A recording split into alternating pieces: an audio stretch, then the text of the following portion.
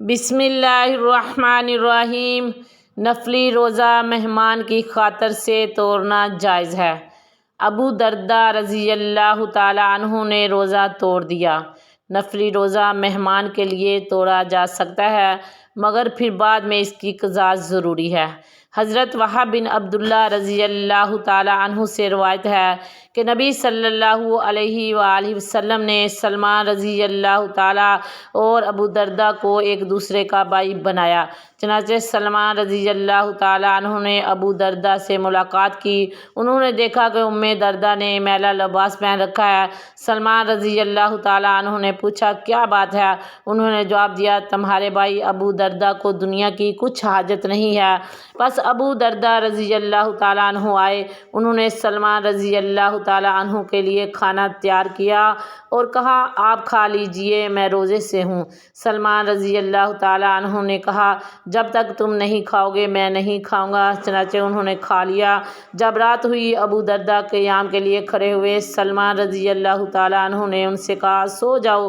وہ سو گئے۔ کچھ دیر ٹھہر کر پھر قیام کے لیے کھڑے ہوئے۔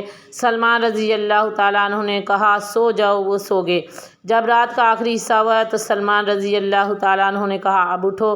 دونوں نے نماز پڑھی۔ سلمان رضی اللہ تعالی عنہ نے ان سے کہا بے شک تیرے پروردگار کا تجھ پر حق ہے، تیرے نفس کا تجھ پر حق ہے، تیرے گھر والوں کا تجھ پر حق ہے، ہر حق والے کو اس کا حق دو۔ پس وہ نبی صلی اللہ علیہ وآلہ وسلم کے پاس آئے۔ اس کا آپ صلی اللہ علیہ وسلم سے ذکر کیا۔ نبی صلی اللہ علیہ وآلہ وسلم نے فرمایا سلمان نے سچ کہا۔ حضرت ابو موسیٰ اشعری سے روایت ہے کہ رسول اللہ صلی اللہ علیہ وآلہ وسلم نے فرمایا ہر مسلمان پر صدقہ ہے۔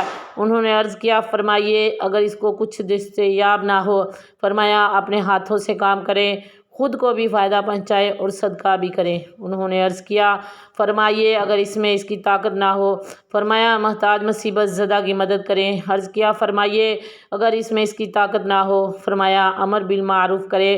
عرض کیا اگر نہ کر سکے؟ فرمایا برائی سے باز رہو۔ پس تحقیق یہ صدقہ ہے۔ حضرت انس رضی اللہ تعالی عنہ سے روایت ہے کہ 3 آدمی رسول اللہ صلی اللہ علیہ وآلہ وسلم کی ازواج مطہرات کے ہیں۔ رسول صلی اللہ علیہ وسلم گھروں کی طرف آئے۔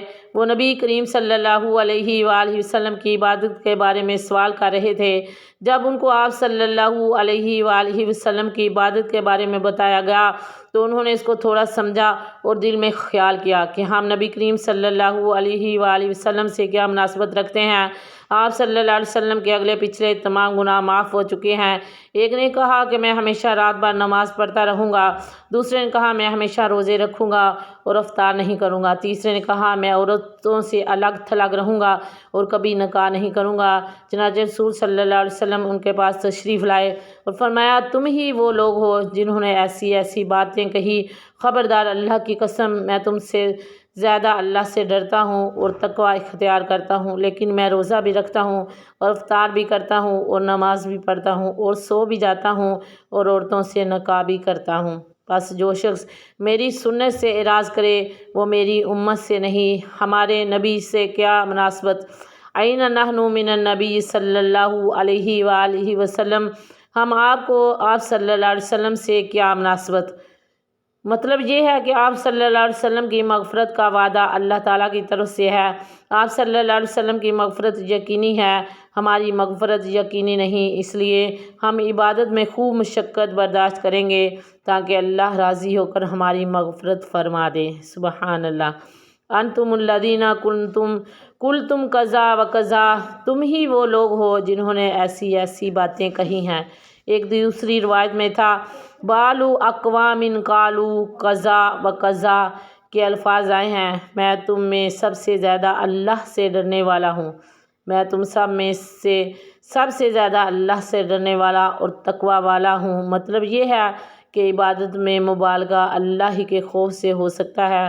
تو آپ صلی اللہ علیہ وآلہ وسلم نے ارشاد فرمایا میں ڈرنے والا سب سے زیادہ ہوں تو مجھ کو بہت زیادہ عبادت کرنا چاہیے، مگر دوسری بات یہ ہے کہ میانہ روی اللہ کو پسند ہے۔ جیسے پہلے آیا ہے کہ زیادہ مبالغہ سے عبادت کرنے والے بہت جلدی تھک جاتے ہیں اور عبادت کو چھوڑ بیٹھتے ہیں۔ عبادت میں لگ جائے نہ کھانا کھائے نہ نکاح کرے۔